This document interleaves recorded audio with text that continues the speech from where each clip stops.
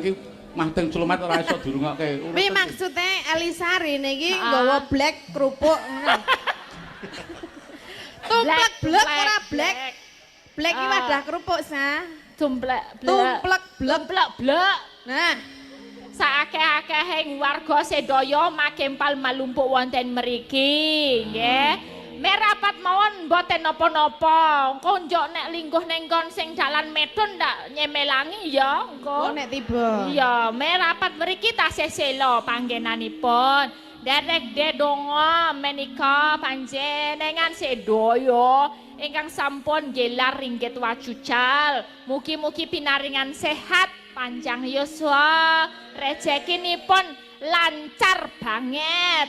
Anak putune paringi sekolah nganti rampung, gaweane sukses, mulai iso nyenengke wong tua, dulur sak sanak kadang warga ning